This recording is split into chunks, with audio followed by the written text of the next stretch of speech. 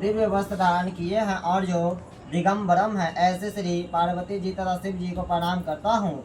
रमणीय कैलाश पर्वत के शिखर पर बैठी हुई श्री पार्वती जी कहती है, हे महेश्वर, हमें कोई गुप्त व्रत या पूजन बताइए जो सब धर्मों से सरल हो, जिसमें परिश्रम भी कम करना पड़े लेकिन फल अधिक मिले। सोचिए, पार्वती जी शिव जी से कह रही हैं कि ऐसा कोई व्रत बताइए जिसका में परिश्रम कम हो लेकिन फल अधिक हो। अब शंकर जी कहते हैं, यदि आप मुझ पर प्रसन्न हो तो यह विधान बताइए। हे प्रभु, किस तप व्रत या दान से आदि मध्य और अंत में रहित आप जैसे महाप्रभु हमको प्राप्त हुए हैं? श्री जी बोले, हे देवी सुनो, मैं तुमको एक व्रत जो मेरा सर्वशय और छिपाने योग्य है लेकिन तुम्हारे प्रेम से वशीभूत होकर मैं तुम्हें बतलाता हूँ। जैसे नक्षत्र में चंद्रमा, ग्रहों में सूर्य, वनों में राम, देवताओं में विष्णु भगवान, नदियों में गंगा, पुराणों में महाभारत, वेदों में सामवेद और इंद्रियों में मन के श्रेष्ठ हैं। सब पुराणों और वेदों का सर्वत्र जिस तरह कहा जाता है, मैं तुम्हें एक प्राचीन व्रत बतलाता हूँ। एकाग्र मन से सुनो। जिस व्रत के प्रभाव से तुमने मेरा आधा आसन प्राप्त किया हुआ मैं तुमको बतलाता हूँ, क्योंकि तुम मेरी प्रेयसी हो।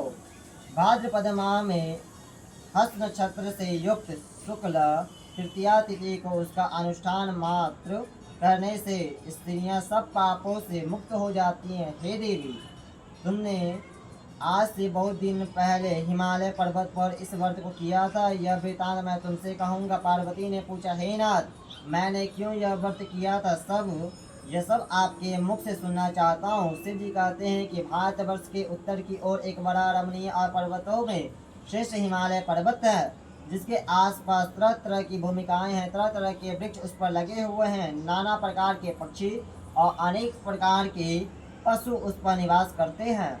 वहां पहुंचकर गंधर्वों के साथ बहुत से देवता सिद्ध चरण परिश्रम सर्वदा प्रश्न मन से विचारते हैं। वहां पहुंचकर गंधर्व गाते हैं, अप्सराएं नाचती हैं। उस पर्वतराज के कितने ही शिखर ऐसे हैं जिनमें स्फटिक रत्न और वैदुर्यमी आदि की खाने भरी हुई हैं। यह पर्वत ऊंचा तो इतना अधिक है कि मित्र के घर की तरह समझ का आकाश का स्पर्श किए रहता है। उसके समस्त शिखर सदैव हित में आच्छादित रहते हैं और गंगा जल की ध्वनि सदा सुनाई देती है। हे पार्वती, तुमने बाल्यकाल में उसी पर्वत पर तपस्या की थी। 12 वर्ष तक तुम उल्टी लटक कर केवल धुआं पीकर रही। 64 वर्ष तक तुम सूखे पत्ते खाकर रही। माघ मास में तुम जल में बैठी रहती थी और वैशाख की दोपहरी में पंचागित तापती थी। श्रावण के महीने में जल बरसात को तुम भूखी प्यासी रहकर मैदान में बैठी रहती थी। तुम्हारे पिता इस तरह की कष्ट सहन को देख कर बड़े दुखी हुए। वे चिंता में पड़ गए कि मैं अपनी कन्या किसको दूं।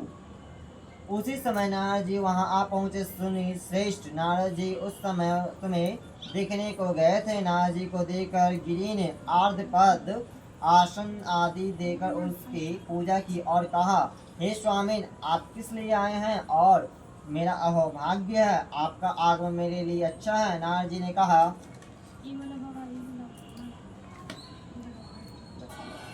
उसी समय नारद जी कहते, हे पात्रराज, सुतों में विष्णु भगवान का भेजा हुआ आपके पास आया हूँ। आपको चाहिए कि यह कन्या रत्न किसी योग वर को दे। भगवान विष्णु के समान योग वर ब्रह्मा, इंद्र और शिव इनमें से कोई नहीं है। इसीलिए मैं यही कहूँगा कि आप अपनी कन्या भगवान विष्णु को ही दें। हिमालय ने कहा कि भगवान विष्णु स्वयं मेरी कन्या ले रहे हैं और आप यह संदेह लेकर आए हैं तो मैं उन्हें अपनी कन्या दूँ। हिमबान की इतनी बात सुनकर मुनिगण नारद आकाश में विलीन हो गए। वे पीताम्बर चक्र और गदाधारी भगवान विष्णु के पास पहुँचे। वहाँ हाथ जोड़कर नारद जी ने भगवान विष्णु से कहा, हे देव सुनिए, मैंने आपका विवाह पक्का कर दिया है। उधर हिमबान ने पार्वती के पास जाकर कहा कि हे पुत्री, मैंने तुम्हारा भगवान विष्णु को दे दिया है। अब पिता की बात सुनकर बिना उत्तर दिए ही अपनी सखी के घर चली गई। पार्वती जी वह जमीन पर पड़कर दुख से दुखित होकर और विलाप करने लगी। तुमको इस तरह का विलाप करते हुए उसकी सहेली बोली, देखी तुम क्यों इतनी दुखी हो? इतना इसका कारण क्या है? तुम्हारी जो इच्छा होगी मैं यथाशक्ति उसको पूरा करने की चेष्टा करूंगी। इसमें कोई संशय नहीं। पार्वती बोली, मेरी जो कुछ अभिलाषा है उसे तुम प्रेम पूर्वक सुनो। मैं एकमात्र शिव जी को अपना पति बनाना चाहती हूँ, इसमें कुछ भी संशय नहीं है। मेरे इस विचार को पिता ने ठुकरा दिया है, इसमें मैं अपने शरीर को त्याग दूंगी। पार्वती की इस बात को सुनकर सखियों ने कहा कि शरीर का त्याग ना कर, चलो किसी ऐसे वन में चले जहाँ पिता को पता ना लगे। ऐसी सलाह कर तुम वैसे मन में जा पहुँची। उदय पिता तुम्हारे पिता घर घर घूमकर तुम्हें खोजने लगे। दूतों द्वारा भी खबर लेने लगे कि कौन देवता या किन्नर मेरी पुत्री को हर ले गया है। उन्होंने मन ही मन कहा, मैं नारद जी के आगे प्रतिज्ञा दे चुका हूँ कि अपने पुत्री भगवान विष्णु को दूंगा। ऐसा सोचते सोचते हिमवान मूर्छित होकर भूमि पर गिर गया। गिरिराज को मूर्छित देखकर सब लोग हाहाकार करते हुए दौड़ पड़े। जब होश आया तो सब पूछने लगे कि आखिर मूर्छित होने की क्या वजह है, बताइए। हिमवान ने कहा, आप लोग मेरे दुख का कारण सुने। न मालूम कौन मेरी कन्या को हर ले गया है। ऐसा नहीं हुआ तो उसे किसी काले सांप ने काट लिया या सिंह खा गए होंगे। हाय हाय, मेरी बेटी कहाँ गई? किसी दुष्ट ने मेरी पुत्री को मार डाला। ऐसा कह के वे वायु के झोंके में से कांपते हुए वृक्ष के आसन कांपने लगे। इसके बाद हिमवान तुम्हें वन वन खोजने लगे। वह वन भी सिंह भालू हिंसक जंतुओं से बड़ा भयानक हो रहा था। तुम भी अपनी सखियों के साथ उस भयानक वन में चलती चलती एक ऐसे जगह जा पहुंची जहां एक नदी बह रही थी। उसके रमणीय तट पर एक बड़ी सी कंदरा थी। तुमने उसी कंदरा में आश्रम बना लिया और मेरी एक बलकामाई प्रतिमा बनाकर अपनी सखियों के साथ निराहार रहकर मेरी आराधना करने लगी। जब भाद्रपद शुक्ल पक्ष की हस्तयुक्त तृतीया तिथि प्राप्त हुई तब तुमने मेरा विधिवत पूजन किया और रात भर जाकर गीत व नादी से मुझे प्रसन्न करने में बिताया। उस व्रतराज के प्रभाव से मेरा आसन डगमगा उठा, जिससे मैं तत्काल उस स्थान पर जा पहुँचे जहाँ पर तुम अपनी सखियों के साथ रहती थी। वहाँ पहुँचकर मैंने तुम्हें कहा कि मैं तुम पर प्रसन्न हूँ, बोलो क्या चाहिए। तुमने कहा, मेरे देवता, यदि आप मेरे ऊपर प्रसन्न हो तो मेरे पति बने। और तदास्तु कहकर कैलाश पर्वत पर आपस आने जाने तुम्हारे पर प्रतिमा नदी में प्रवाहित कर चुकी थी और सखियों के साथ उस महाव्रत का पालन किया। हिमवान भी एक तरफ उस वन में तुम्हें खोजने आ पहुँचे। चारों दिशाओं में तुम्हारी खोज करते करते वे व्याकुल हो चुके थे, इसीलिए तुम्हारे आश्रम के समीप पहुँचे ही गिर पड़े। थोड़ी देर बाद उन्होंने नदी के तट पर दो कन्याएं देखी। देखते ही उन्होंने तुम्हें छाती से लगा लिया और विलाप करने लगे। फिर पूछा, पुत्री, तुम सिंह व्याघ्र आदि जंतुओं से भरे इस वन में क्यों पहुंची? पार्वती ने उत्तर दिया कि हे पिताजी, मैंने पहले ही अपने आप को शिव जी के हाथों सौंप दिया है। आपने मेरी बात टाल दी, इसलिए मैं वन में चली आई। हिमवान ने सांत्वना दिया कि हे पुत्री, मैं तुम्हारी इच्छा के विरुद्ध न कुछ न करूँगा।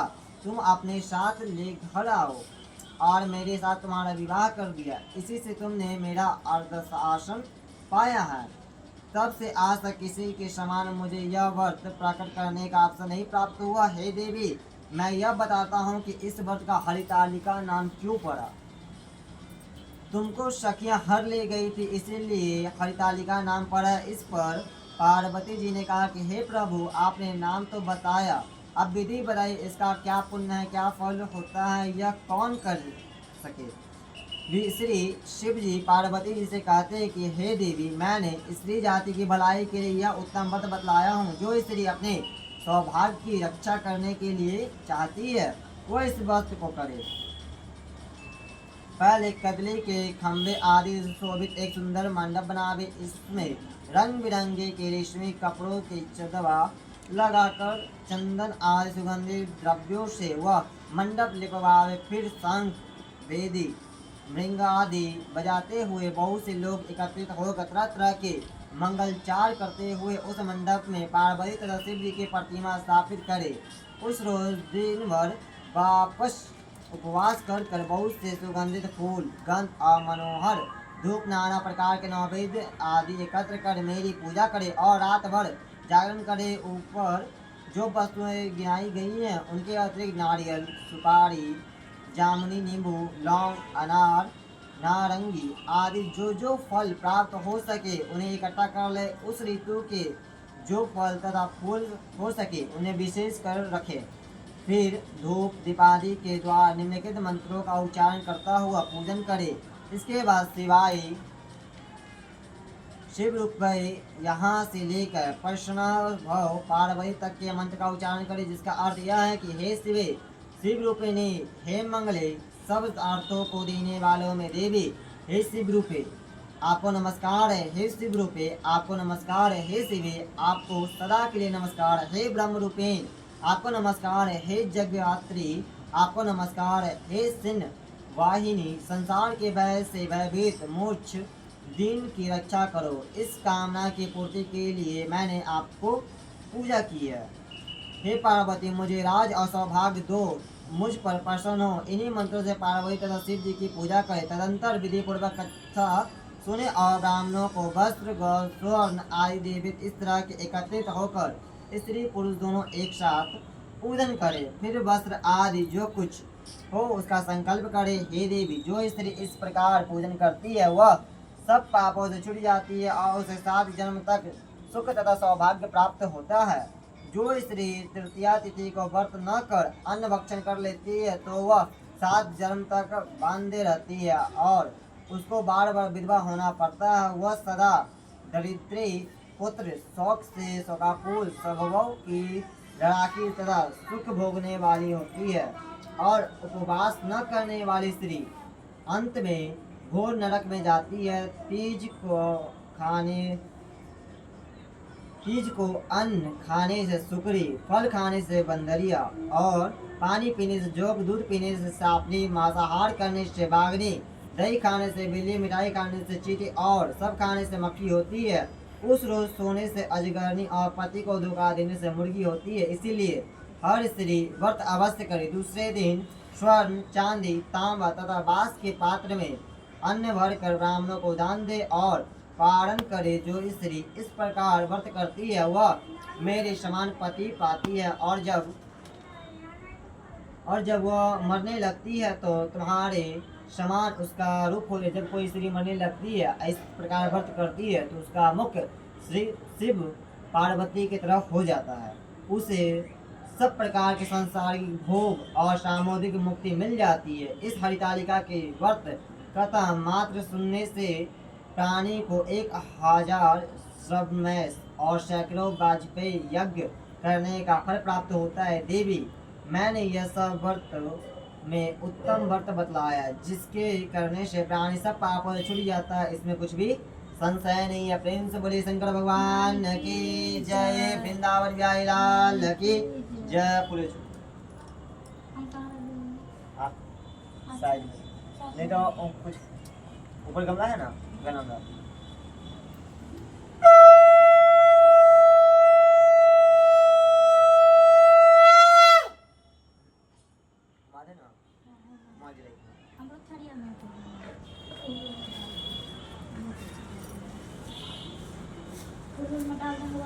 हाँ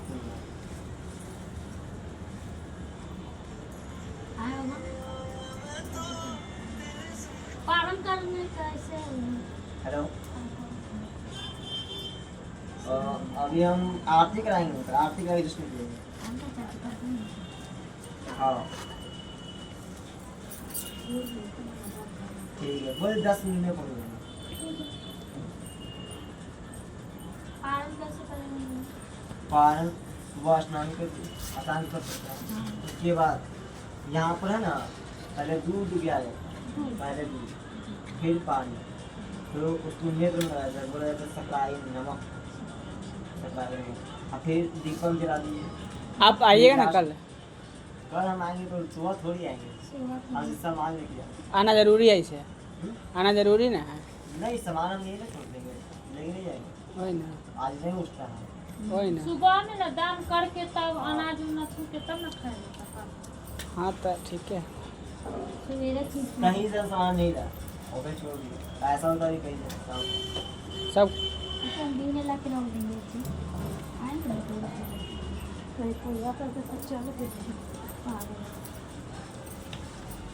वो लोग ममता करवाई, ममता कराई। बेटी के पंडित जी की कोई जरूरत नहीं है। मतलब कि अब कुछ दिन में शादी भी करा लेते सब अपने अपने।